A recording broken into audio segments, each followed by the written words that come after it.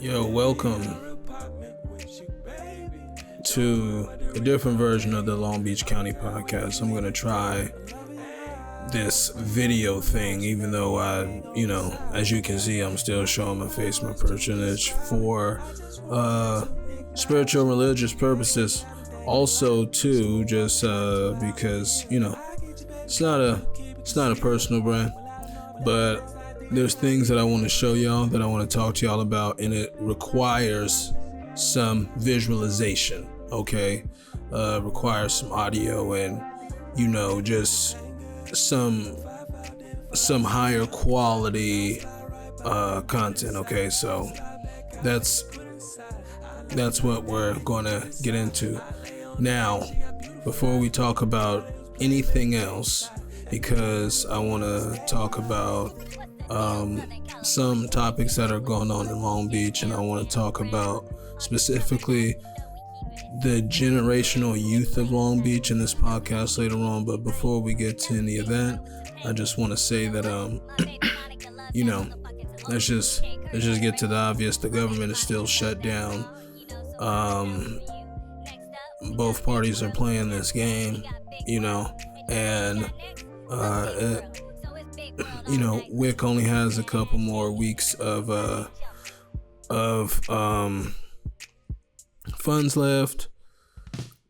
SNAP benefits are going to get cut off, so you guys basically need to go if anything's happening within the city. So right now I'm just gonna play this video from the homegirl Tiff. To share some food access resources, since I know that there's concerns that benefits may be cut off in November. So 2 websites you might not know about, both nationally and in Long Beach. The first one, findhelp.org. It's something that I use at my own job as a wellness and recovery specialist. Basically what it is a database of community resources. So you just plug in your zip code and then it'll pop out everything from food to transportation, mental health, career health, education, etc. And what I love about it is that it's vetted regularly. You could even see when it was last checked, so you know that the numbers are all good when you call and the info is updated. And then the other one in Long Beach is Long Beach Fresh, so lbfresh.org. On their website, they have a map of all kinds of food places, so whether it be emergency food or grocery stores, things like that. So definitely check them out and spread the word to anyone that you think that this could help. And I'll go ahead and put that in the highlights on my page, so then you can click those easily. Okay, well, take care, everyone, or in Tagalog, ingat. Hey. Okay, there you go. You can also hit up Catholic Charities, but this is a serious situation. The government's been shut down this whole time, right? And so what I've been telling people is this: whatever you thought you were going to be doing during the apocalypse, you're doing it now. We really don't need the government. We just need a transition of power and more access to the infrastructure, because I didn't really realize, just as far as like air traffic controllers and stuff, I don't know why I thought that was some company or something else like that, but a lot of things are being affected, especially when it comes to food security. A lot of people think that there's going to be riots and stuff like that. Hopefully not in Long Beach. I think we've already been through that, and we don't want to do that again. If there is such a case where people are buying a whole bunch of food thinking that there's going to be a shortage of resources. I remember the last time there was the whole toilet paper situation. I don't know why, but like certain organizations start sending people from the suburbs into the hoods to buy stuff. Like they made lists of all the bodegas and things like that. I don't think that that's reasonable. People in the I don't even know the word, but those of us that are poorer, right? The lower class, or those of us that live in poverty, we need our bodegas, our little marquetas and stuff like that. And so when you send people in to take the things that we have, we already live in food deserts. So I don't really think that that's fair. I think that what I think should happen is the government should stop playing around with people's lives and get to it. If not, we need to do something as a people, because I don't think that guy's leaving for, after this term. So yeah, there you go. I want you guys to stay safe, stay positive, and keep on 90 degrees and protect your communities. Now, up next, what do I want to talk about next here? What are we looking at? Let's look at some, what is this? What do I want to talk about first? Okay, I think we should look at this first. Okay, Long Beach gets its first chunk of Measure A funds for homeless prevention. Now we're going to read through this, and after we read through this, we're going to, talk about it a little bit. So let's get right into it. Hopefully we can start from the top. Homeless shelters. The county previously relied on... I think we got to back up. Let's back up all the way, Long Beach gets first chunk of Measure A funds for homelessness prevention. Nearly 1 year after voters approved sales tax Measure A, Long Beach received its first chunk of funding towards homelessness prevention Tuesday night. Almost $24 million, distributed by Los Angeles County, will help Long Beach fund its Right to Counsel program, provide rental assistance, approve affordable housing production, and continue to run its homeless shelters.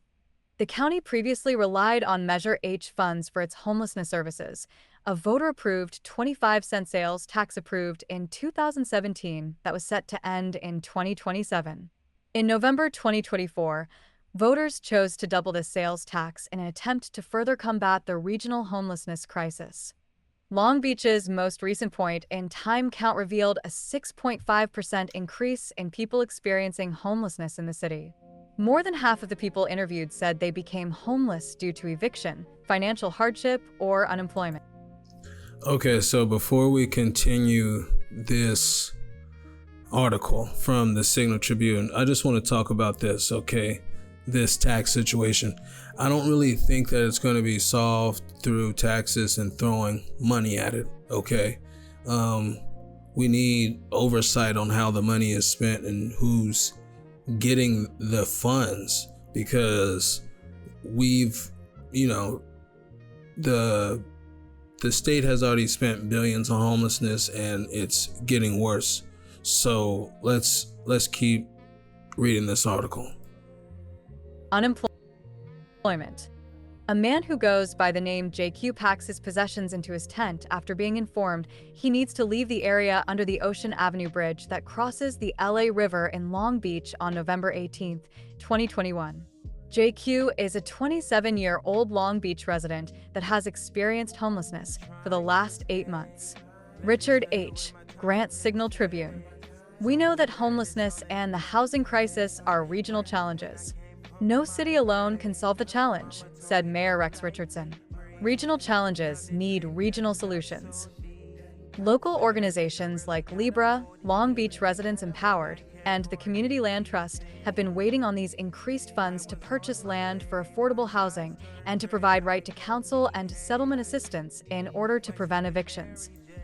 Okay, so let's talk about Libre for a moment. I believe in 2023, a couple years ago, they got around $800,000 for a land trust. Now they're running out of those funds, and recently the city was already going to allot them another $200,000, and they asked for another $400,000 now.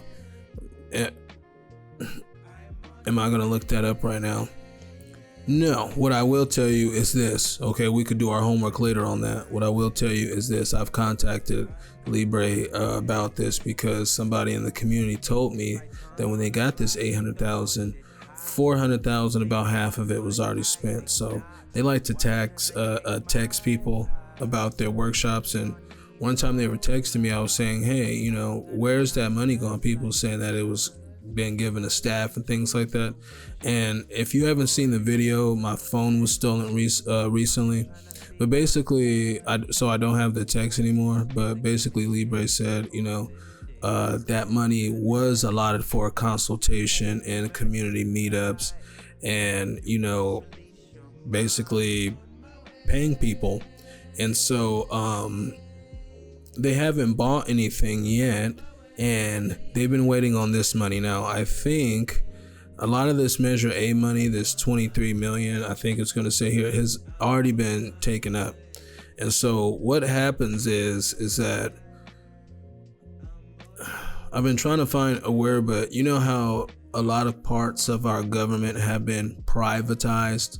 A lot of parts of our government have also been, let's say, publicized, right? I don't know if that's the correct term. I'm just saying that because nonprofits are, you know, for the public charity, 501c3s. So if they're not privatizing it, giving the millions to some company to provide this service, then they also publicize it by giving the money to 501c3s, charities and nonprofits to help solve the issue. So that's one of the things with this land trust, is that they are basically, this land trust, they're gonna act as the landlord and the developer. This way, you know, they're saying that this is gonna help like keep prices down and things like this, but a piece of land hasn't even been bought yet. And so what you see a lot is like a lot of the money just it does go to keeping some people homeless. I mean, some people housed, right? But not the rest of us. And so that's the problem that we're having today, is that like us as a people aren't really monitoring who is getting the money, what they're doing with it, and really not pressuring them to make it snappy. Let's continue reading. Evictions. Now that Long Beach has accepted the $24 million in grant funds, city departments will begin allocating it to organizations and programs, most of which has already been spoken for in the 2026 budget. Unlike Measure H, the sales tax imposed through Measure A has no end date, so Los Angeles County and cities like Long Beach will continue receiving these funds indefinitely. Since this is the first year of allocation, city staff said they expect changes over the next few years to regulations regarding the division of the countywide revenue. The $24 million from Measure A went into 3 different pots. $10.7 million for homelessness prevention and affordable housing production. Roughly $8 million for Long Beach's continuum of care services. Nearly $5 million for the city's Local Solutions Fund. Homelessness prevention and affordable housing, $10.7 million. $10.7 million. This Okay, portion of Measure A funds is distributed by the recently established Los Angeles County Affordable Housing Solutions Agency, La CASA. La CASA was created in 2022 as a regional housing financing body with the goal to boost housing production across the county and provide technical assistance for renter protections and affordable housing preservation. La CASA receives roughly 1/3 of all Measure A revenue and has to send 70% of those funds out to eligible cities. Mayor Richardson is chair of the agency. Okay. In June, La CASA approved its annual budget, laying out allocations for 3 different uses: production, preservation, and ownership, PPO. This includes new construction and flexible construction of affordable housing, renter protections and homelessness prevention, RPHB, technical assistance, TA. This plan includes the $10.7 million going to Long Beach, as well as another $232,326 specifically towards renter protections and homelessness prevention. Money from La CASA can be used for affordable housing production, tenant right to counsel, rental assistance, youth financial support, shallow subsidies, and the Long Beach housing promise. West Long Beach's first ever youth-focused homeless shelter and navigation center unveiled to the public on August 6, 2025, courtesy of the city of Long Beach. This really is going to be one of the biggest moves we have into housing and helping to keep people housed, said City Manager Tom Modica. You gotta watch Tom. Okay, look, now let's just talk about this. I just want to look at something, you know.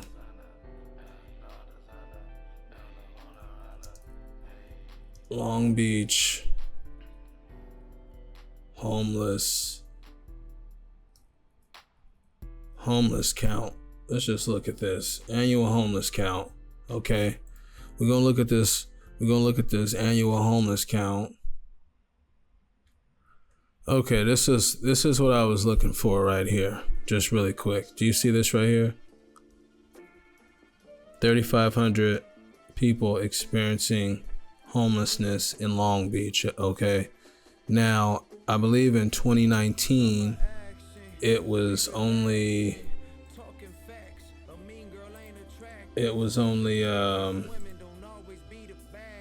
like 1,000 people, right?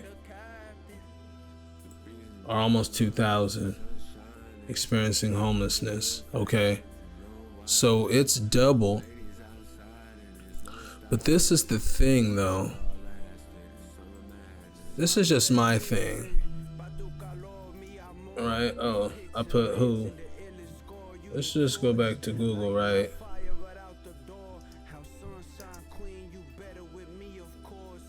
And maybe I'm stupid.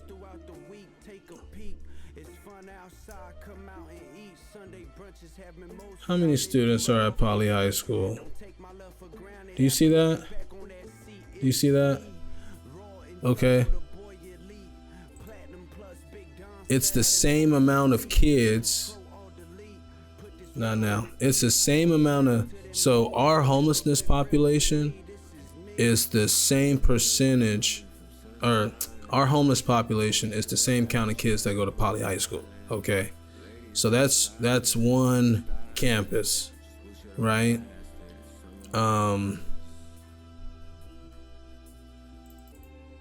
Let's look at the homelessness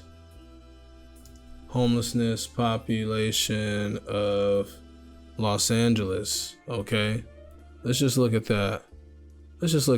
Okay, do you see this number? Do you see this?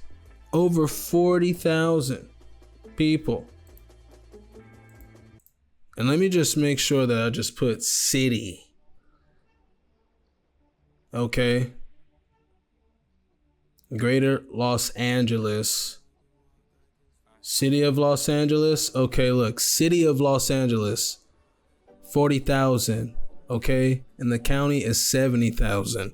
Now, us as people from Long Beach, right, as Pioneers people, as the city of Long Beach, we only have a high school number of homeless. But I'm seeing a lot of housing being built. Now, what are we talking about here? Okay, I just want to look this up. Gentrification. What is gentrification? The process whereby the character of a poor urban area is changed by wealthier people moving in, improving housing, attracting new businesses, typically displacing current inhabitants in the process, right? Now, let's just look at the word gentry, because I don't think that y'all really understand what's going on here. Do you follow me? People of good social position, specifically in the UK, the class of people next below the mobility in position of wealth. So basically what we talking about here, right, is we talking about all this housing being built when we really just only need like a block. That's all we need. All we need is this block. And then after that, we're solid. We can house everybody what's happening is that they're using the housing crisis so you could go, we need more housing. But what's going to happen is, who are they building all this housing for? It's not the people that live here, right? It's not the people that, like, you know, are experiencing homelessness already in this city. It's literally for anybody everywhere.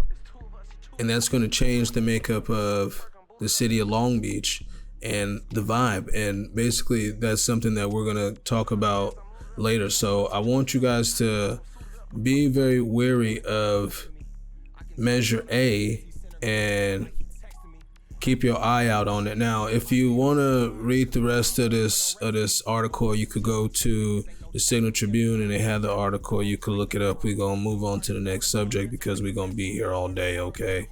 Long Beach releases interest forms for the 2028 Olympics. I didn't press that. The city of Long Beach has released interest forms as part of the continuing preparations for the 2028 Olympic and Paralympic Games. Property owners and local businesses in the city are encouraged to submit an online interest form to be placed on a database shared with interested parties of the Games stakeholders, such as the National Olympic Committee, NOC, National Paralympic Committee, NPC, marketing partners, and more. The 2028 Games are not only a historic moment for our region, but are also a major economic opportunity for our city, Mayor Rex Richardson said in a public statement.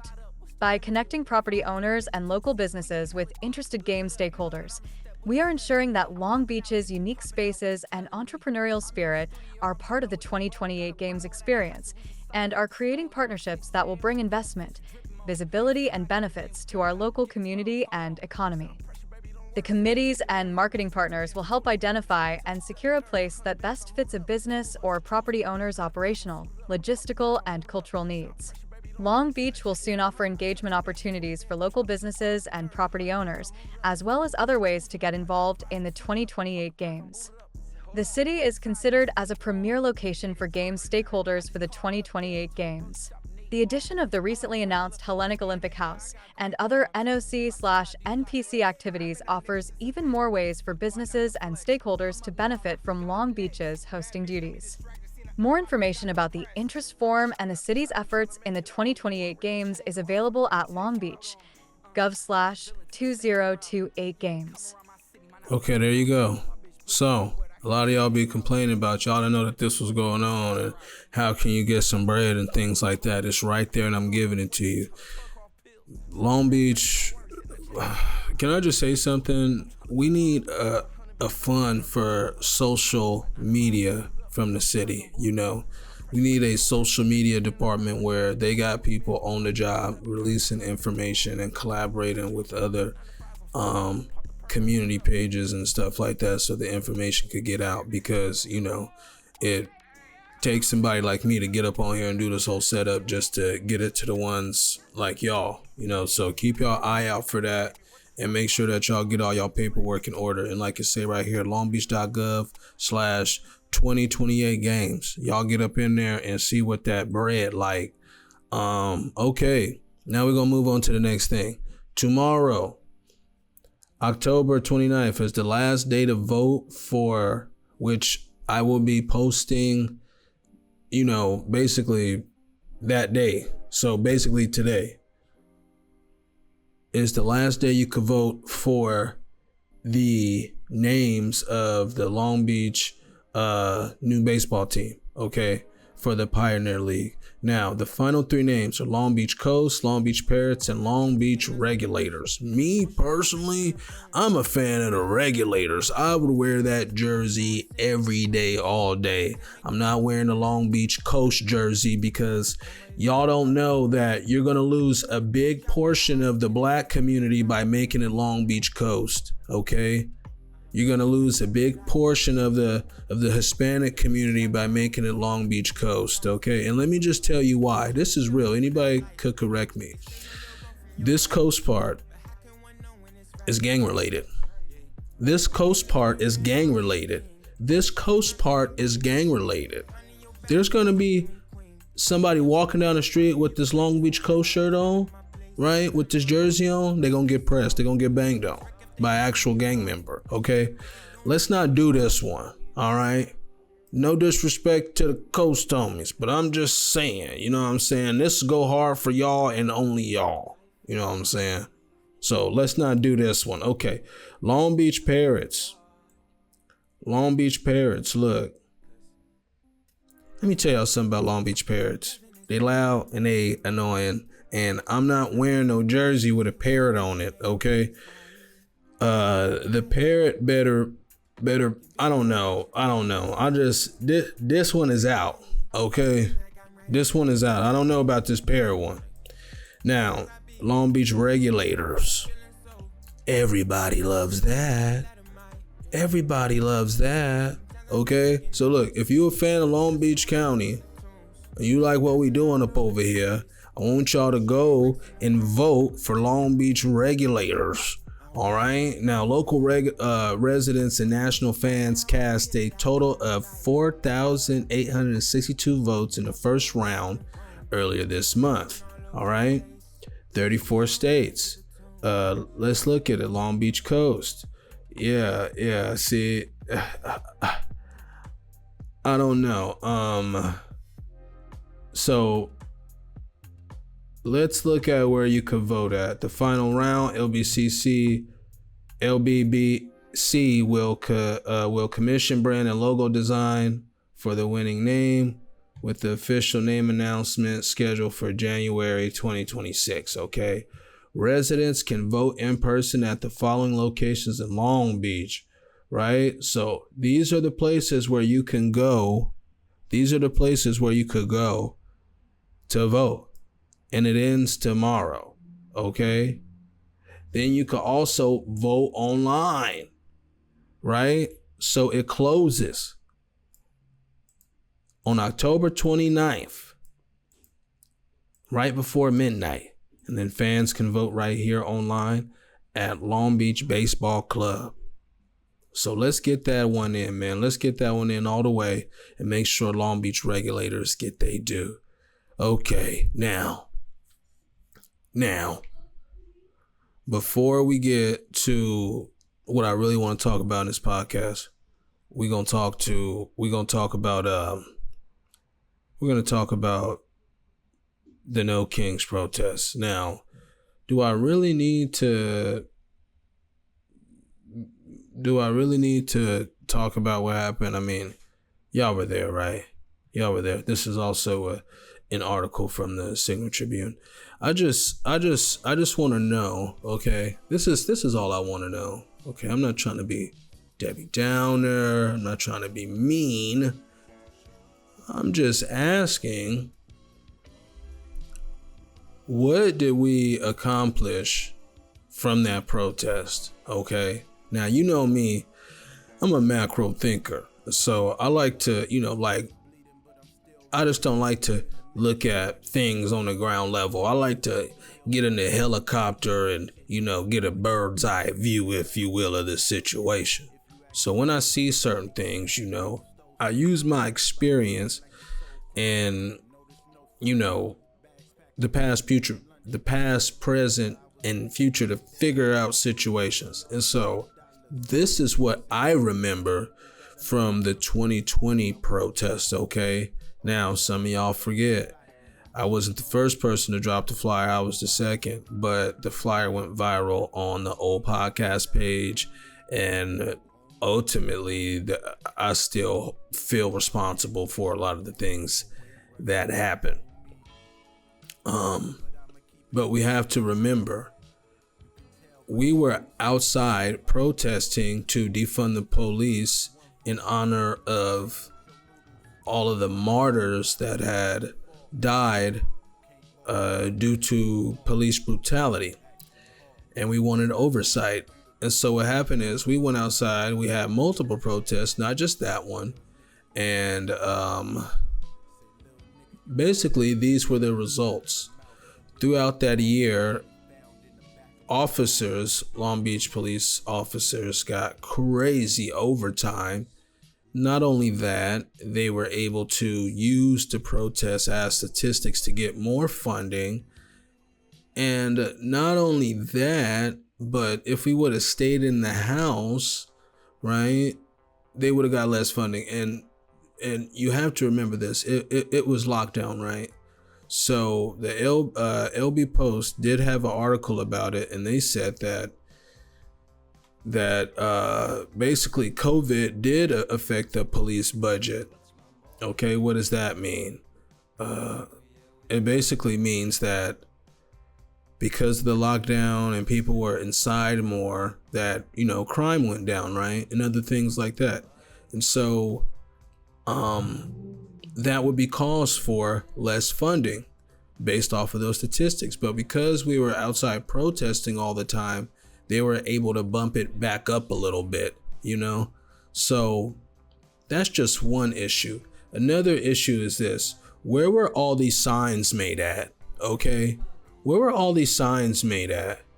Where'd you guys buy these boards, these flags, and these shirts and stuff like that? All the water bottles and the food that you gave out. Where was all that bought? Because if this was a national thing, I can tell you who won at the No Kings. Staples won, FedEx won, Target won, or Walmart won, or wherever you know where you bought all these materials from, and then we all went home poorer as a collective. Now, what we just practiced, right, at the No Kings protest is actually something called group economics, or what we didn't practice really, right? There was millions spent. I was looking at one, let's just try to look it up since we're looking at things. Google.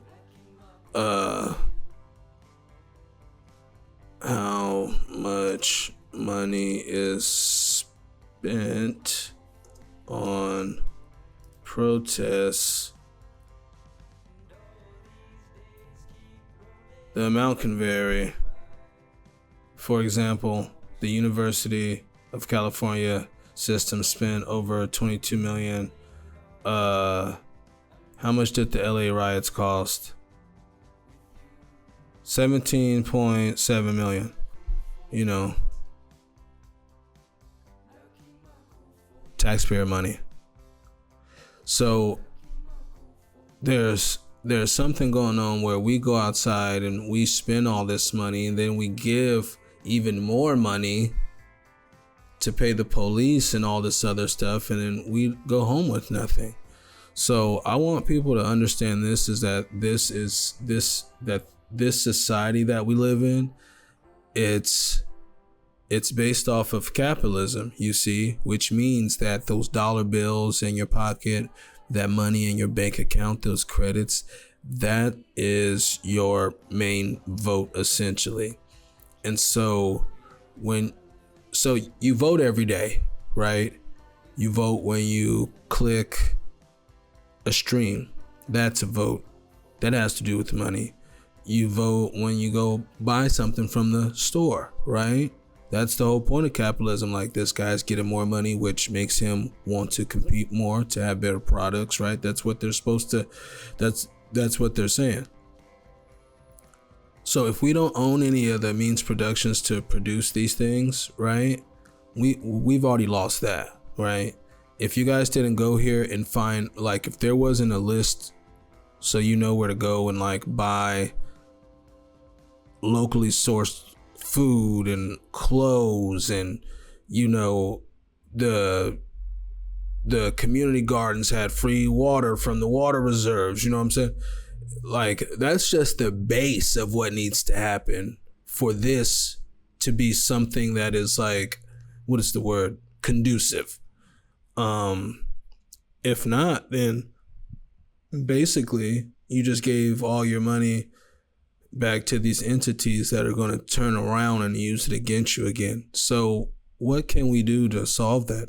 I think basically what we can do is, stop participating, or turn your dollars somewhere else And I swear that's when things are going to get better. But if we, I feel like this form of protesting has been COINTELPRO, has been psyoped, has been taken over from the inside, and it's not effective anymore.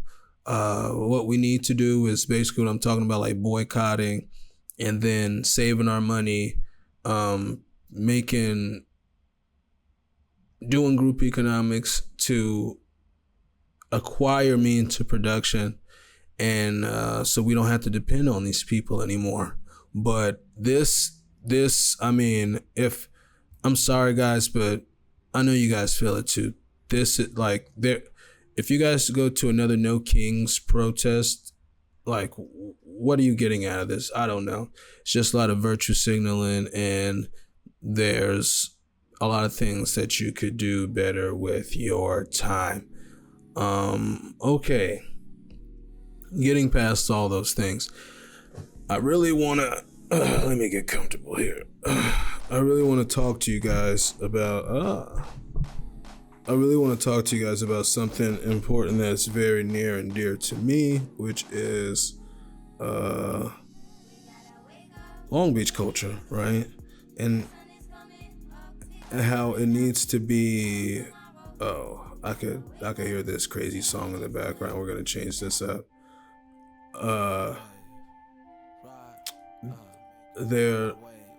Something needs to change, and we need to start communicating with our youth more. Now, I'm just gonna try to play this in the background if it lets me.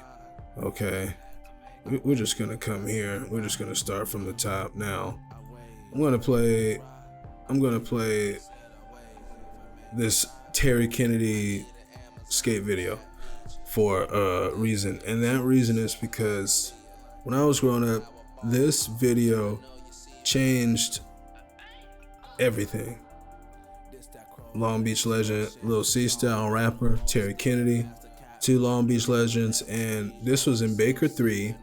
And when we seen ourselves in Baker 3, seeing Terry Kennedy talk his mess, it did something to us. It made us want to go outside and emulate the same thing.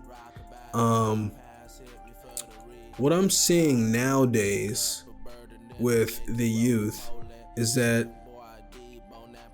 they don't have this. Not only like they don't have this, they don't know about this. Not only this, they don't know about vape. They don't know about ice cream. I was asking kids about ice cream. They didn't know about ice cream shoes. They didn't know about Live Evil. They didn't know anything, like all this Y2K stuff that they're looking at. It's just Google stuff, but they can't really find anything, and nobody's talking to them. And a crazy indicator, right, of what's going on with the youth right now is the skate park. If you've been to a skate park recently, there are no kids at the skate park. And the retention of skaters from each year is very low. Like maybe kids skate for a year and a half or two, and then they quit. They get into smoking weed or getting into another activity outside of skateboarding that may or may not be more productive for them, okay? And it's very sad. If you guys don't know, for the last 5 years, I've been a facilitator at Ocean Org LB, and we have a skate program called Push for Peace. So we give out skateboards and stuff like that. But within the last year, I've basically started to realize what's going on, not just within like the skate industry, but within skate culture, and how it's affecting the kids in Long Beach. Okay, so basically I want to talk about two things because I'm going everywhere. The first thing that I want to say is this: if you have kids around you in the city, right, and if you're from Long Beach It is your obligation to talk to these kids and let them know the lore of Long Beach. You have to talk to them and let them know not just the good parts, but the bad parts too. Why? So they don't repeat the same things. Now, what I'm seeing is everybody putting the work on the next individual. The kids are not learning at school. The kids are not learning at home. Nobody's talking to them. And us as the adults, we think, oh, they have phones, they have, computers at school and this and that, but the teachers aren't teaching them, okay? There's this kid that I mentor. He's an artist, and so in the same lab that I'm in right now, sometimes they come over, and one time I showed him how to use Adobe and Affinity Designer. And we we scanned his artwork, and then I basically started showing him vector lines. You know what the kid says? He goes, oh, I have this elective. I never knew how to use this tool.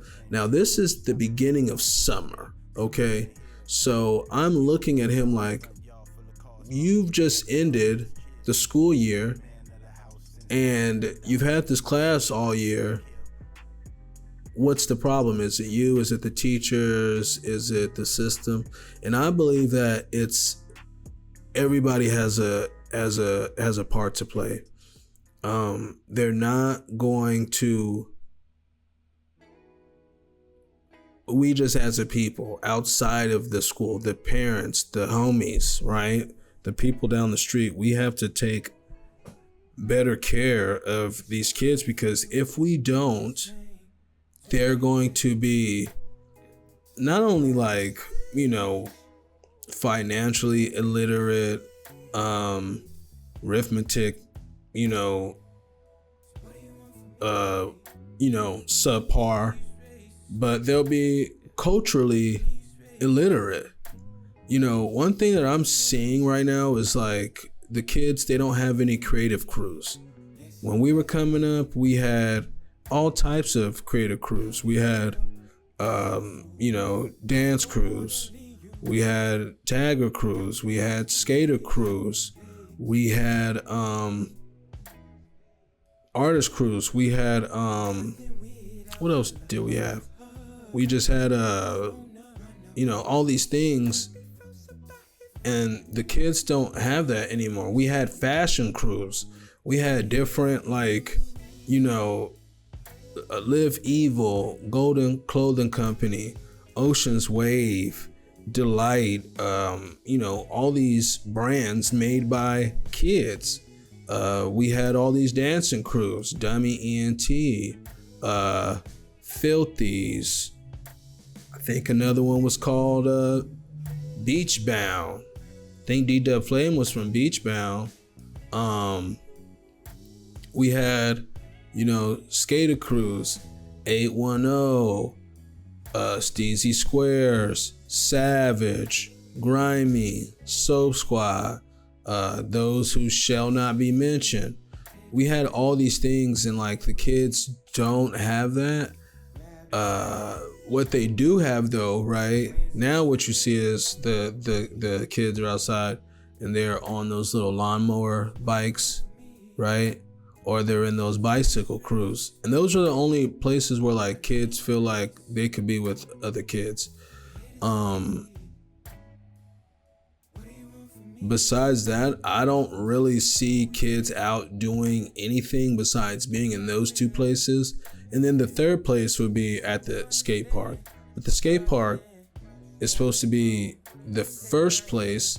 And one thing that I can say about those other two activities too is that they are diverse, and they're not based off of race.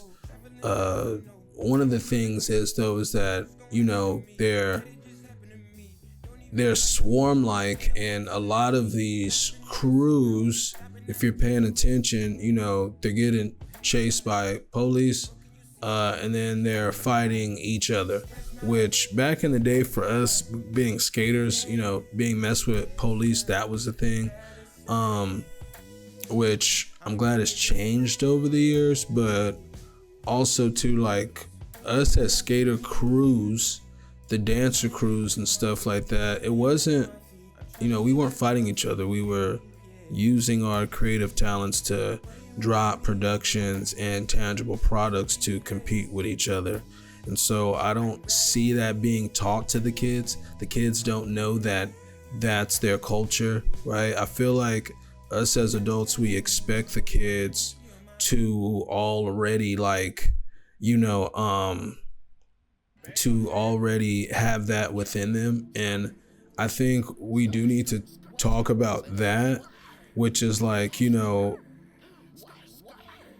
from a sociology perspective, or, just a natural perspective, right? But the kids, they don't learn things like in an innate way, right? Things are not innate.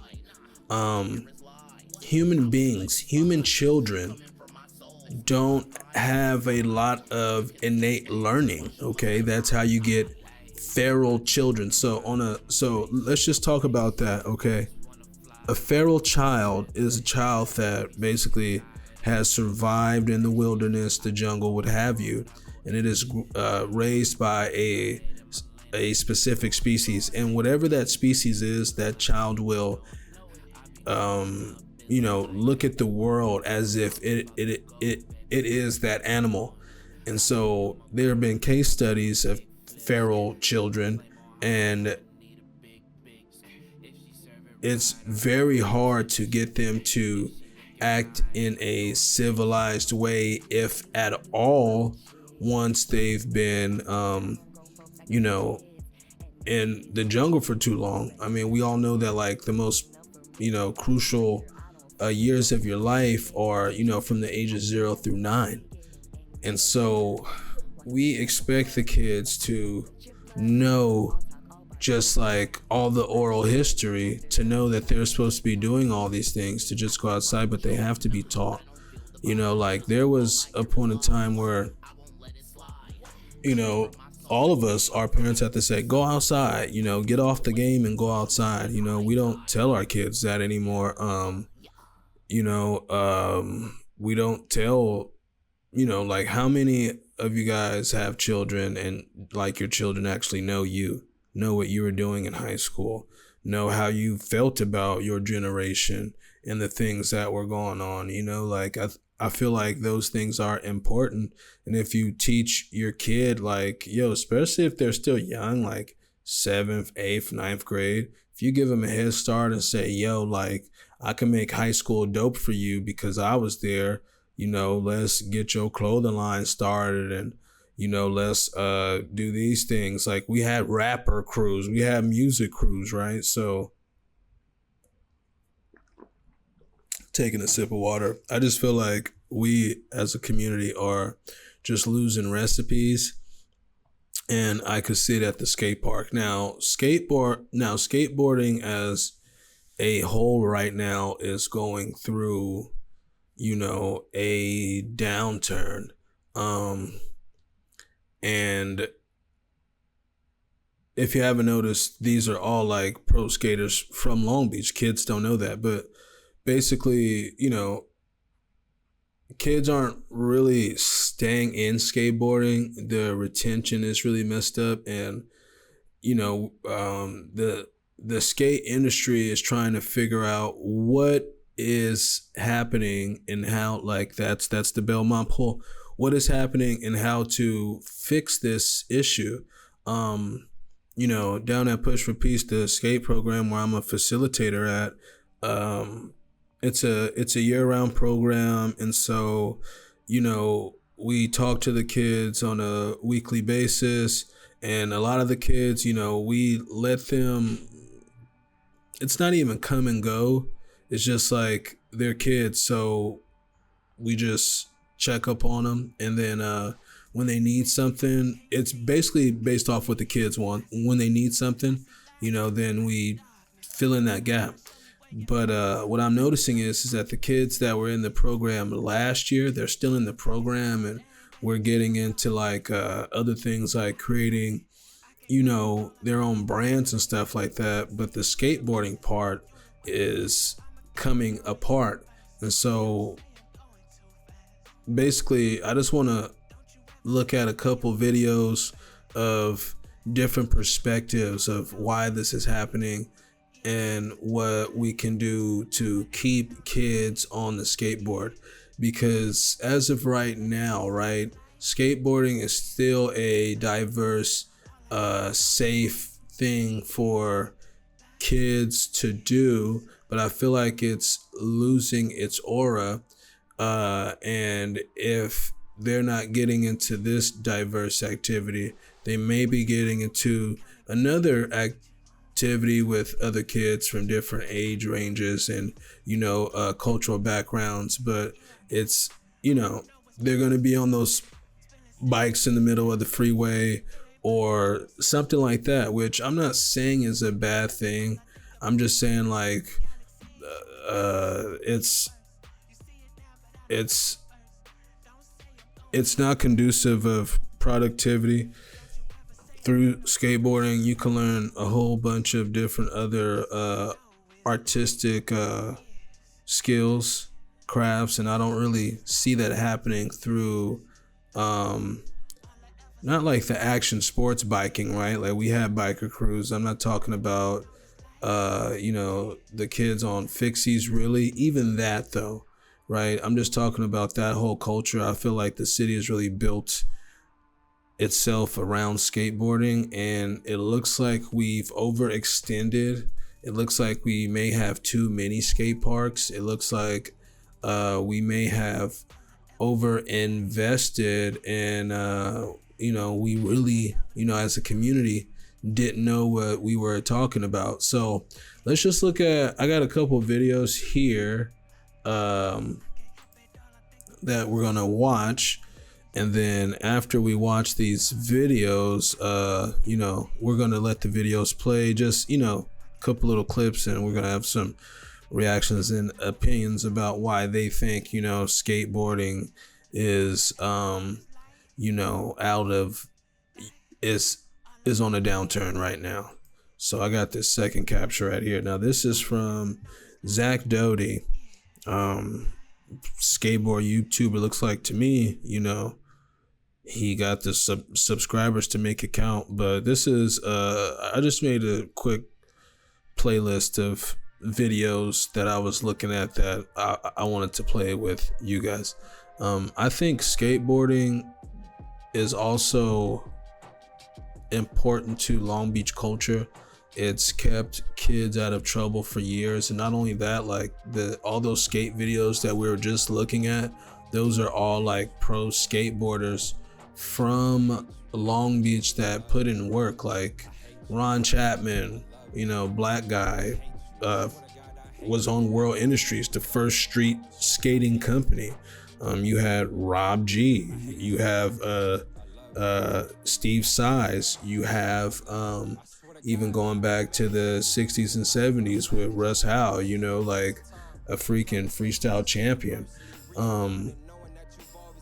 The kids don't know that, and I think that's another part of the culture too. It's like they don't understand that they have a legacy, and I feel like if they could connect their dots and see themselves in skateboarding, then we could have that retention and keep them on the board as well. But let's look at some of these videos. Hopefully they play how they're supposed to. Here we are at the skate park. There's not a single person here. It is about 4 in the afternoon, so school is out. People are off work. The reason I'm bringing this up is because there's a lot of videos right now talking about like skateboarding dying. Everyone's got their take on it. A lot of people say it's because of social media or kids just don't want to get hurt. Something I do think we got to think about though is the older generation. It's just that like skateboarding is getting old now, and like a lot of older people do it, and it's just not that cool. It doesn't appeal to the youth. Where before, skateboarding was really young. Like people are on their e-bikes all over the place. There's a kid on their e-bike over there. See what I'm talking about? And when I see school get out, so many kids are on the e-bikes. And I guess when I'm comparing that to skating is that like... So when I go to this skate park down at McBride or Rainy Bells, I see the same thing. It's the e-bikes and it's those little lawnmower mopeds and really those two things, right? And then sometimes it's like the little fixie fat tire bike situations. as well, but a lot of the times it's on those little moped or those little lawnmower, moped scooter situations. That's what I'm seeing. Like, that's not something you see a lot of old people doing. So I think kids want to be with kids. If there's not a lot of kids skating, they're not going to skate. That's why I skated when I was young, because I wanted to have a crew to hang out with. That's just one little take, because I noticed how empty the park is right now. Let me know why you think skateboarding is on the decline right now. Let us know, chat. What's up? My name is Alex White. I am a... So this is Alex White.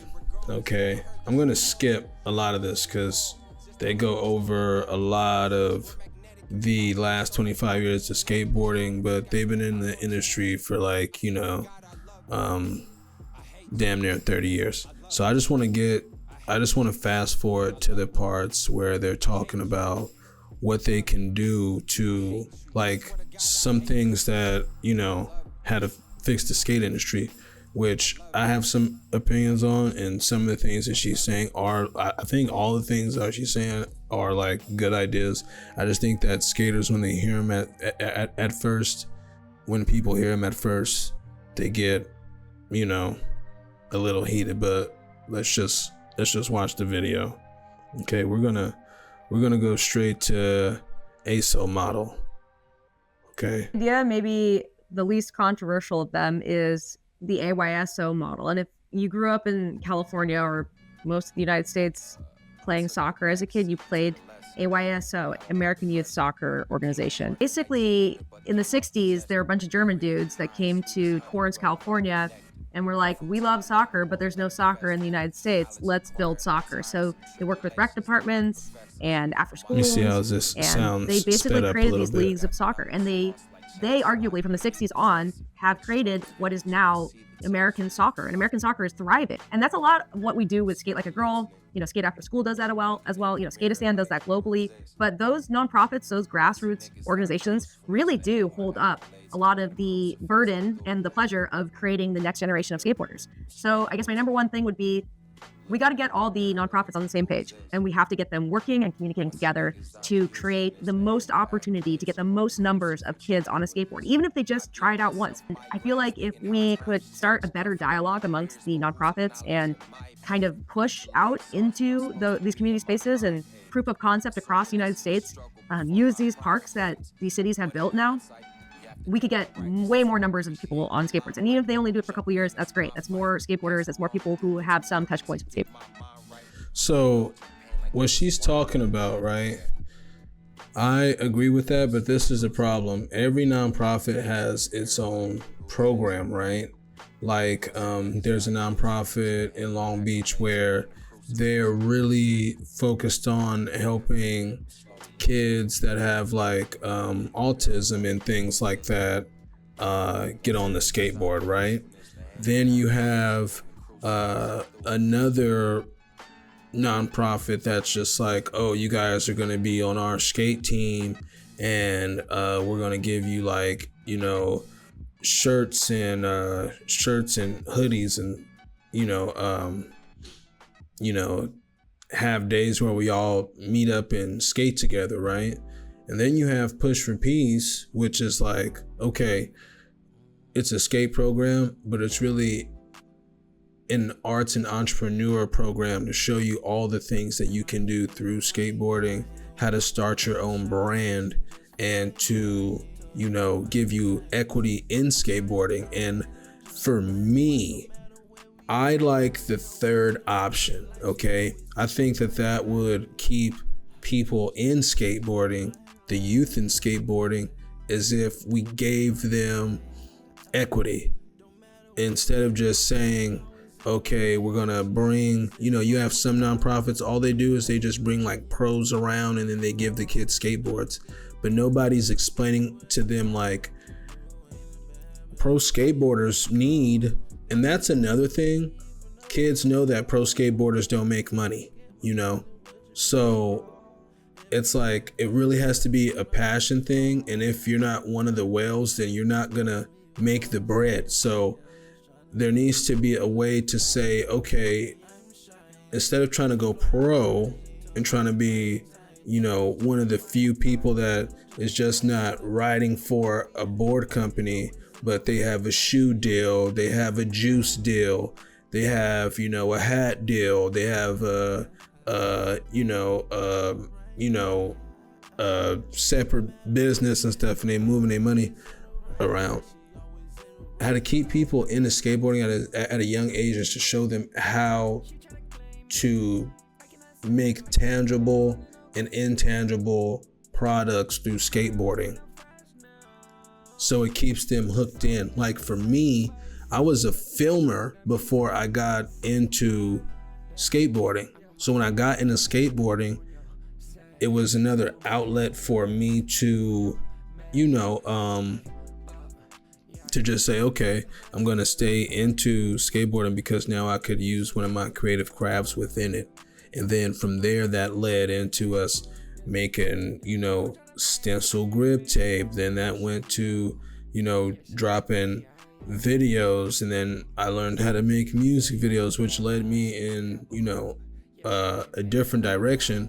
But for many years, I still skated until, I was getting caught up doing other things. And all it took was for me to not have a skateboard for a couple of months, and then that was it. I started getting in trouble, start going to jail and things like that. So I think that main point that she was saying about getting all the nonprofits together on the same page is very important.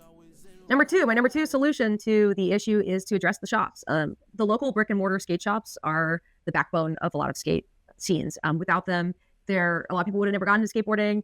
They're the first line of entry for so many people, and they actually hold the thread of the community together so importantly that the sales of a shop are almost an afterthought to how important it is to have a physical brick and mortar meeting place to do something like a video premiere, a meetup, a fundraiser. All these things are so important to us. So we have to start thinking about skate shops differently.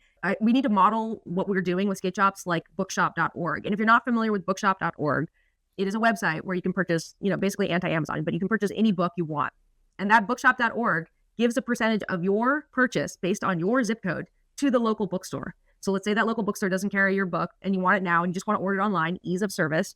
They'll order it, get it to your house, and that bookshop sets up a dashboard and they can collect payments. They collect small fees, but they've raised millions of dollars to keep small bookshops in business. Prey tried to do this model a few years ago, but I feel like this is the perfect timing to reintroduce a bookshop.org model into skate shop.org. Okay, this is my most.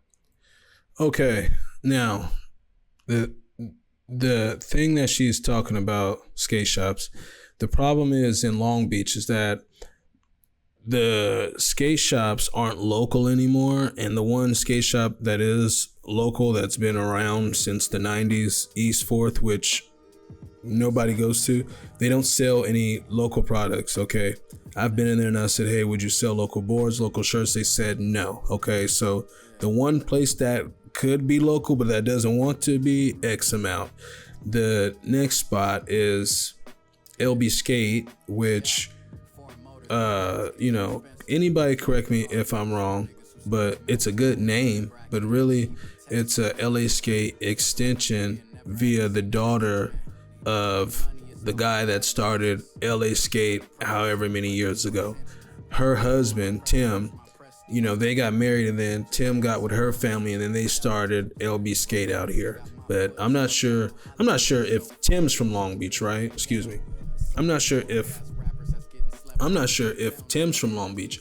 So that's just one thing, and I can't tell you how many times I've tried to get boards printed there or get stuff in there, and you can't get anything back and forth to these people. And then pharmacy, the last one, the cool thing about it is that they do, all three shops have employed the homies. There's been ups and downs, so I can't really say thumbs up on the unemployment because you need somebody to work there, right? But pharmacy is owned by Boo Johnson, who is from Tehachapi. He's not from Long Beach, and I've talked to them about selling local skateboards and stuff too. They don't want to do that.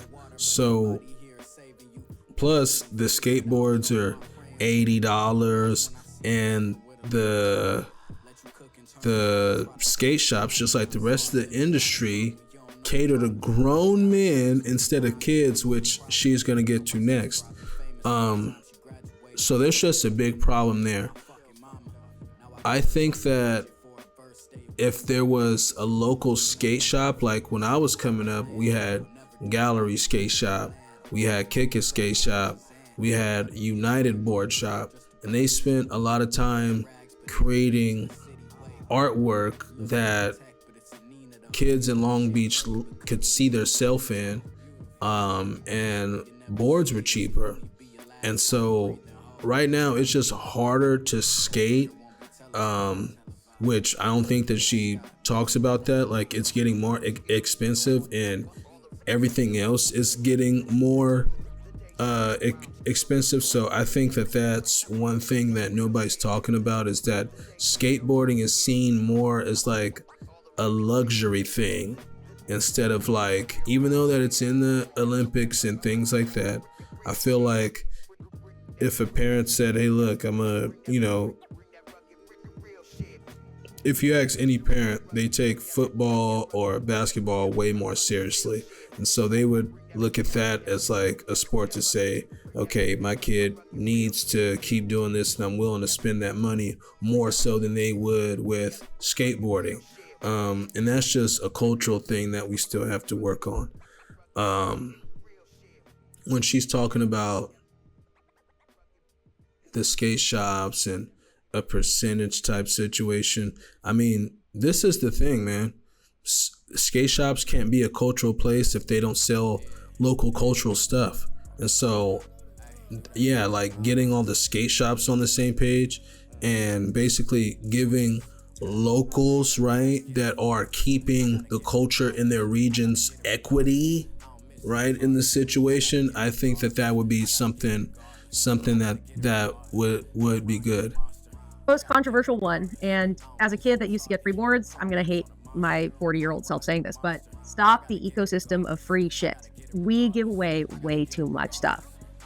Most of the skateboarders I talk to, after they're about 16, they either never buy a board again, they always get them for free, or they're buying the local shop board, or they're getting a huge discount.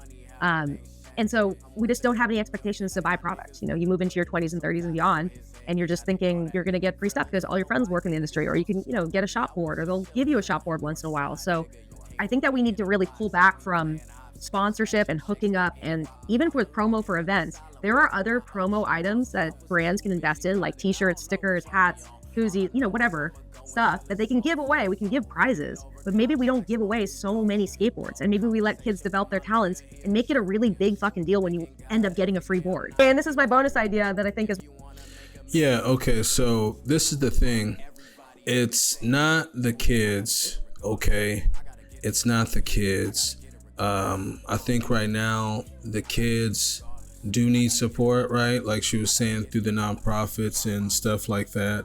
But also too, what I've seen anytime that I go anywhere, like go skate day or things like that, these skate shop, these brands, they're like throwing stuff out, and there just needs to be a culture shift to where grown men stop trying to grab everything, and let the kids get their fill in first, or they should, or there should be two sides of the crowd, when things are getting thrown, the older crowd and then the kid crowd, because that's what I'm saying. And they are right. I don't want to misgender anybody, but they are right. They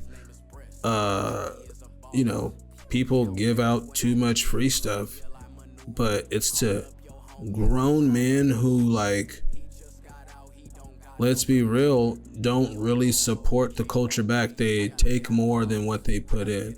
And so I just feel like, yeah, kids still need their free stuff and things like that. But on a bigger thing, right, this is what needs to happen. There needs to be a social contract between the top companies in the industry, the skate shops, and the nonprofits. And this is the contract, right? is that the nonprofits show the kids not only how to skate and keep them on the board and give them free boards, but also show them how to gain equity out of skateboarding, right? How to make their own shirts, their own hats, their own skateboards, and things like that, right? And so by the time that they turn 16, 17, 18, 19, 20, you're not going to feel bad by not giving them things as well, because I mean that's a big part of the skate culture, giving away free things.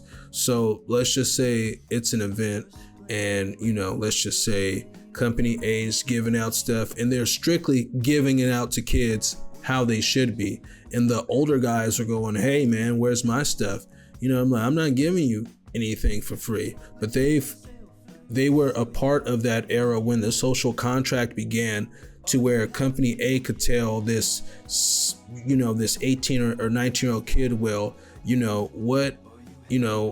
don't you already know how to make your own shirts and everything like that, like your own products? Why don't you just make your own stuff? And I don't even think that would be a question, because that kid would already know that, Same thing with the skate shops. It's just not, oh, we only have to sell Nike and Asics and sell, Baker and Zero and all these things, but we sell local stuff. And if everybody had a piece of the pie, that's how you could keep, like retention. But it starts from there when they're young, okay? We, as the OGs at the skate park, are handing down lore, and then the different nonprofits and stuff like that, they're helping the kids get boards and, like showing them how to maintain their equity, something that our generation of skateboarders didn't get. The kids in my program know this. Wanting to go pro and be sponsored by somebody else ultimately turns you into a professional beggar. And this is a conversation that I have with my friends at Cherry Park, and really just Cherry now, because, like the guy in the previous video said, all the skate parks are dead. So nonprofits like Push for Peace, they're around showing the kids how to get the money, how to create the equity. Then they're going to the skate shops and say, yo, this is my thing. Can you give me some type of consignment or this and that? That's happening. Okay. So now the skate shops are supporting the next generation, and they're supporting that skate shop, and they'll always have that brand loyalty. Okay. So now we have real, not just support your local shop, no, support the local shop that's supporting you back. Now that you have that, you have an ecosystem, because you're probably thinking, well, if the kids have their own, companies, then they're not going to want to buy a Baker or anything else like that. Yes, they will. Specifically for like the artwork, I feel like a lot of brands, they've stopped producing great artwork, they've stopped producing culture, and they're not using their IPs properly. Therefore, like, nobody wants to mess with it. But if you're producing, like we're producing our own skateboards strictly for like Long Beach residents, then you're going to make things shake. I really don't have the problems that the rest of the skate industry has, because what Alex is saying, I know that as a skateboarder. I know skateboarders don't buy skateboards. So what do? I sell real skateboards to people that like the artwork. Okay. Now, artwork is very subjective, right? But when you make artwork that is for a specific type of people, it becomes less so. And so me as a professional printer, I just look at the skateboard as a substrate, a piece of paper to print on to sell you this artwork. I know that, yes, skateboarder might like it too, because he's from Long Beach and he skateboards, instead of saying, oh, I have a skate company that's a local skate company, but it's some arbitrary name and the artwork is not, representative of the local culture. Who's going to care? But to be real with you guys, Push for Peace is not a skate brand. Long Beach County is not a skate brand, but we sell skateboards because of the artwork, you understand? So if Baker, Zero, things like that, like if Zero said, hey, you know, we're gonna create we're gonna drop these limited edition skateboards with this, you know, band, right, which I'm pretty sure that they're already doing, people are still gonna buy that skateboard, okay? But you are not gonna find, you know, a skateboard of the ice cream shop that was down the street when you were a kid. You know, you have to create that yourself. And not only are skateboarders that are from your region, or, you know, they're going to want to buy that, but other residents of, you know, where you live will want to buy that too. So the pieces of the pie just need to be broken up. Also too, like the bigger brands, if they're able to give up a piece of that board money, right? There's other things that skateboarders will probably never be able to make, you know, such as bearings, you know what I'm saying? Such as like trucks. Now, wheels, they're coming into play. If you see that red thing in the corner over there, that's a 3D printer. So we're going to start experimenting and making skateboard wheels, because you can make the molds on the 3D printer and then buy the polyurethane and then, you know, make them at home either with heat or with pressure. So I'm looking that up.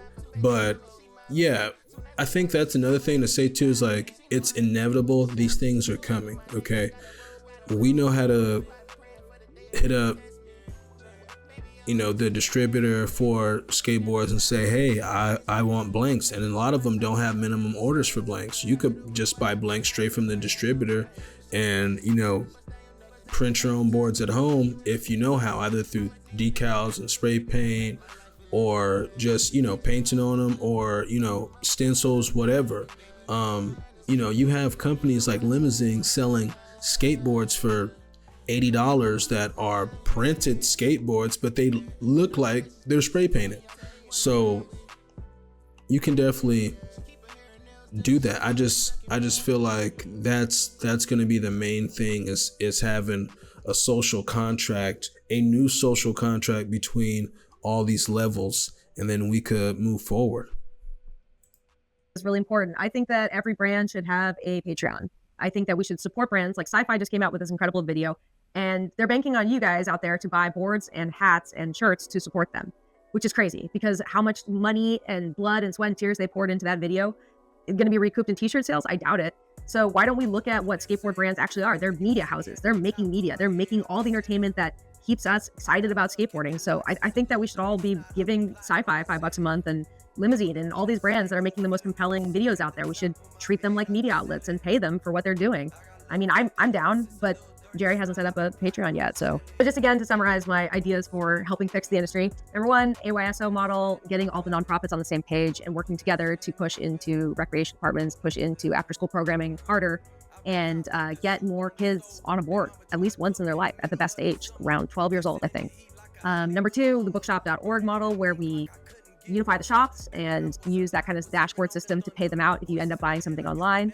And stop the ecosystem of free shit. We need to think of other promo items to stuff in the box before we send it to the local shop. And the last one is to support brands directly by having them set up Patreons and having us give them money for all the amazing content that they produce that inspires us. Yeah, that's about it. Okay, now when it comes to that, I do kind of have a situation with that. I would give brands a Patreon if they had a nonprofit. Okay, if there was some way that I could donate, and then there was a nonprofit situation, I knew that they were giving that money back in the way that, you know, was in line with a mission statement, then I would do that. But as far as like, you know, just throwing money at a brand, one thing that we need to talk about, right, is that for the skateboard culture that does exist, for like the people that are like, you know, 22 and over, you know, the younger kids call it glazing. Skateboarding is glaze rampant, okay? And so that's one thing that I try to teach the kids in our program is not to be glazers. It's okay to like skateboards and skate companies, but don't end up like our generation that just had this fantasy idea that we were gonna go pro, or that, you know, these companies were gonna come and save us, or that there was no way to start our own company. You know, all those things you can do now. We're gonna look at a quick timestamp. This isn't a new topic this at video from our guy Dale Decker. I timestamped it right here. I just want to get to it right here. I remember going to Stoner in like 2016, 2017. Dude, that park was always packed. Maybe it still is today. I haven't skated there in years, but you know, that was like the park in 2016. I mean, dude, if you've been skating, I mean, everyone that watches me has been skating this whole time. Like, you remember the edits, the fucking colored camo pants? Like, that park was like crazy for that shit. A good example is Cherry Park in Long Beach. Used to be the spot, and I mean, it was even the spot like before I even started skating. But like the park, once the park got built, the park was the spot. And then even the redo of the park, like the updated version, when they got all new shit, like it was the spot there forever too. Like it was always packed. And I'll drive by Cherry a lot of times and it's just empty. And I'm like, damn, dude, that's so crazy. Like, is that just Cherry, or is this like a widespread thing? Like, whenever a new park opens, obviously it gets flooded for like the first month, you know, but then once it's no longer new, you know, then people like wait for a new park. It's weird. So that's another thing too. The city of Long Beach, they want to build another skate park. They're actually asking about it, and I personally believe that we need less skate parks and more skate spots that are just in the environment, because it's getting to the point to where now kids don't even know what street skating is. I always take these kids to this spot, El Pollo Loco, right there on Redondo in Anaheim, and there's that little kicker on the drive-through. And so when I meet kids up to skate on that side at Orzaba Park, I always say, let's go skate some street, and I take them there, and they always say the same thing. I've never thought about that before. And so I think that's one thing that's like happening here, is that if you're an older skater, everywhere you go you see skate spots. That's not happening with the kids that go to the park that actually know how to skate. They know how to skate, they love skateboarding, but they're not street skateboarders. They're park kids. And so we're losing that recipe as well. Also with the Cherry Park situation he was talking about, if you grew up skating, you know, in the 20 teens, man, Long Beach felt like Skate 3. It felt like Skate 2. Anywhere that you went, there were pros there skating. You know, I grew up skating with Neen Williams, Antoine Dixon, Matt Bennett, Sierra Fellers, Rob G. I done met Ray Barbie hella times. TK, all of these people. And so even around coming to kids today and being like, yo, I know these guys, you know, or, you know, they're like, where are they? And so it used to be Cherry Park, but because of the increase of homelessness, of drug abuse down there, the kids today look at Cherry Park as the bum park, right? So that's another thing too. And I was there as well a couple years ago, just like how within those little biker little gangs that are in Long Beach, or the little bike, you know, fat tire things going on, sometimes there's bad elements within there. And so there used to be like bad elements within Long Beach skateboarding as well, but those have died down within the last couple of years because a lot of those guys have, you know, moved away. They've been outed for, you know, crimes against humanity, you know, things like that. So now it's like the park most days is empty. But I was down there the other day for a friend that passed away, Jeremy, rest in peace. And there are still some elements specifically just at that park. You know, I go there at 8 o'clock in the morning, and some of the guys that I grew up with, they're already down there drinking at the park. You know what I'm saying? So I can understand why the kids don't go that way, but there's just a lot of history that's not being passed down, and the kids aren't actually skating street starting crews going out there, receiving the history and taking it to the next step to put their stamp on the local skate history. So yeah, and then for this last one, I'm not even gonna like play the audio.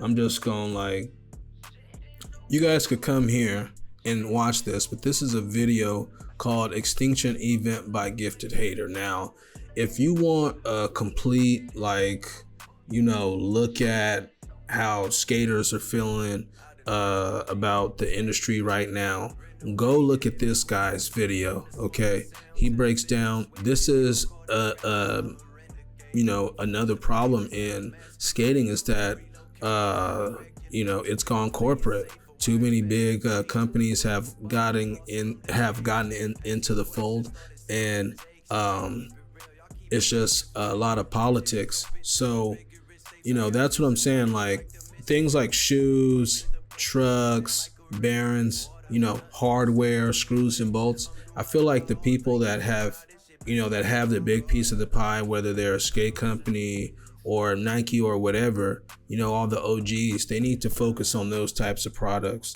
And then we need to start bringing back artwork into the skateboards, start bringing back local culture into the skateboards, and give the kids some equity so they stick around. You understand? Because, and then what can happen is, let's say if Baker started today, right? It would just stay like that. They would be Baker, and then they would be like, how can I put it? Like, signing new people to the team, things like that, trying to keep up with stuff. It's like, no, everything should probably, I'm just freeballing here, but maybe it should be error-based too. Like, I think in this video, they're talking about Eric Costin being on a skate team called Edgelord. It's like, what's really going on here? What we need to do is basically, I keep saying it, but we just need to show kids, hey, look, if you want to get into skateboarding, because I'm gonna tell you right now, you could come here, watch this, skateboarddropshipper.com, skateboarddropshipper.com. You could come right here, and this is how we sell skateboards after the pre-sale, right? We make the skateboards $40, and then after the pre-sale, then you can still buy them online for $60. And this is why, because we have a wholesale seller's permit. So once you set up your account, they'll do a single skateboard, right? Drop ship to somebody's house for $45. Now to you may be going, hey, that's, this is ran by Point Distribution, by the way. So it's an actual skate distribution warehouse out in Las Vegas, and $45 for a dropship skateboard is great. Let me tell you why. Because skateboards nowadays, like if we go to let's just go to Google and let's just go to zero skateboards, okay? Let's just go to decks. Let's just look at what these decks are going for, okay? $75, $80, okay? $80 skateboards, okay? So if you're getting skateboards for $45, and then let's just say, you add some shipping on there, that's what, 50, whatever. And by the way, the $45 is included, with the shipping. So $45 with shipping, it goes straight there, and you can sell a skateboard for $60, right? So let's just say you sell it for $60, $65. That's a $20 profit on one skateboard. Now I want to do something for y'all real quick. Let me see. I want to do something for y'all real quick, just to bring in these numbers, okay? So if you sell a skateboard for $65, which is a great price compared to all these other skateboards, right? Just flat, right? No shipping, no nothing, just, you know, free shipping. Okay, then you take away, right? That's a $20 profit off of one skateboard, which is crazy. And let me tell you why. Okay, now let's say you sell 10 skateboards, okay? That's $200. Now, the last time I checked, a pro skateboarder basically make $2 to $3 for each skateboard that they sell through the company that they sign to, okay? So let's just go like this. Let's just say that it's $2, all right? $2 times 10, that's $20. You have to sell 10 skateboards if you get signed to somebody else. But if you just sell your own skateboards, that's one skateboard. Now watch this. A pro skateboarder gotta sell 100 skateboards to get that same 200 that you got when you just sold that 10 skateboards. Now that's just through the drop shipping, okay? Let's say, cause look, we could come here. We could come here, right, to push for peace. Okay? And let's look at the push for peace shop.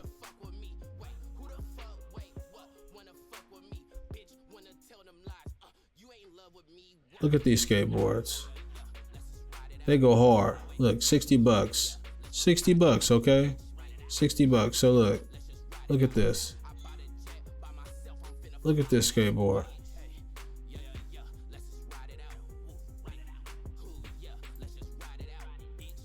You feel me? This is a great design. This is a great skateboard design, okay? We sell that for $60. People love this skateboard. So look, this is what we do. We get a sample made from here, okay? Costs $45, right? Now, once we get that sample from here, or what we call the sample board, you know, then what we could do is we can start promoting it, let people know that it's real, okay? So let's say that we selling the skateboard for $40, all right? And then we doing the shipping for $5, $45, okay? Just like how this website is right here. But we're not going through them to get these skateboards, you see. I either go through Woodchuck or Generator Skateboards, some other people. You could go through Point Distribution. You could go to the other websites, right, and get wholesale. You could go here too, okay? And this is what it's going to be. It's going to be about $25 a skateboard. And they want a minimum order of 25 usually. So 25 times 25, that's $625. So you're going to need $625 to get 25 skateboards. But this is what you do. You see this skateboard right here?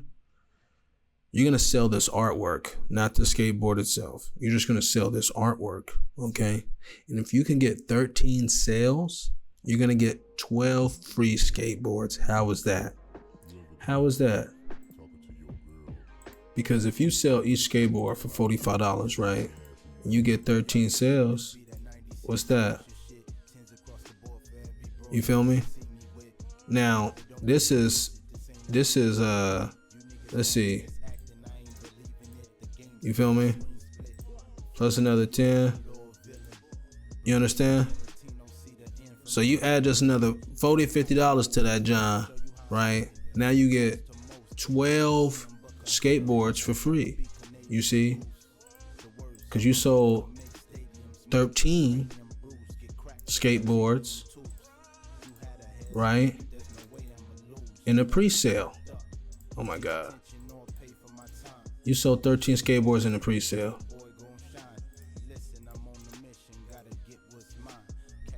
You added $40 to that.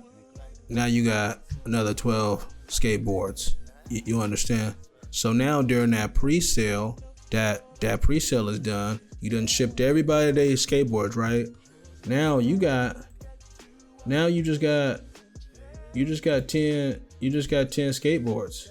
I mean, you just got 12 skateboards in inventory now, okay?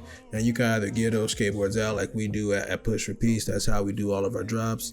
You could give them to your skate team. You could keep them at the house. Because guess what? Now, after the pre-sale, when people like come in here to get another skateboard, you're not selling them one of the 12 skateboards that you got at the crib. You feel me? You selling it from here, the drop shipper. And then you keep your inventory, you feel me? Because this is forever. You don't need stock to do this. You understand? So this is something that needs to happen anyway. And I feel like if skateboarders got on this wave and just start producing their own skateboards, that would keep retention, especially if the guys in your community, wherever you're at, is able to focus on cultural artwork that people can see themselves in. People don't care about, your little arts, like, if you're from LA and your stuff is owls and you just dropping owl artwork, nobody gonna care about that. You gotta drop some LA stuff on there, you feel me? And it's gonna go crazy. So yeah, skateboarders need to start taking equity in the sport and stop glazing these brands. And that's how we're gonna save skateboarding, essentially. I talked to a lot of my friends that have like skateboard companies, and you guys have to realize that if you're starting a skate company and you're ignoring the youth, a lot of these skate companies, they don't even have a kid on the team, right? So you're starting the skate company and you're focused on you and your age range. And once you become in that age range can't produce any more people. You understand? Once you're out of the youth age, your demographic that you're looking at, it starts to go like this because people are dying, going to jail, becoming disabled. They stop skateboarding. You understand? But the youth is infinite. So all these skate brands out here, you starting a brand and you don't got no kids on your team, it's just an art project then. You don't have any fun artwork. You don't have anything colorful or exciting. And on top of that, you're not giving equity. Like, if you guys were smart, you can make your own Friends Pro by doing this here. By going to this website, you can make your Friends Pro. You can make your Friends Pro. Because if you're making, $20 off of each skateboard, you could give your friend $4. Hell, $5. Give them $5. That's more than a pro makes. Do you see how broken the system is? It's not broken at all, right? It's just a method, man. And there's two ages that we live in. This is the age of accessibility, or you could live in the age of attention. And so there's a lot of things going on within the skate scene. Number one, kids don't know anything about the skate culture, period. They don't skate street, and there's too many skate parks, okay? Instead of skate parks, we need skatable objects within our communities so we could travel and meet other people. The OGs at the skate park think that the sport is theirs, and they ignore the kids and don't want to pass down any lore or history, which is basically making the kids believe that they have no real connection to the sport, no legacy, meaning that they will never think about putting their own stamp on the sport due to said legacy, okay? And there needs to be a social contract between skaters, shops, and the industry where skateboarders hold more equity in the sport so we could hold retention and give the legacy to the youth. And you as a skateboarder, it's your job to get out there and to find your equity and take over. So, yes, if you're a parent, and I just want to end it like this. If you're a parent in Long Beach and you have children, and you're from Long Beach, and you remember all the good times and the bad times, you remember the skater crews, the rapper crews, the dancing crews, the tagger crews, you remember, all the fun times and how we had an actual creative economy, you need to pass that on to your children and show them the skills and give them the lore so we can get to the next level, okay? But basically, that's what I want to talk to y'all about, man. I'm going to get up out of here. I'm going to try to edit this out because this is a new thing that I'm working on. And yeah, man, y'all stay safe, stay positive. Keep everything on 90 degrees and don't let these punk MFs discourage you, man. Yeah.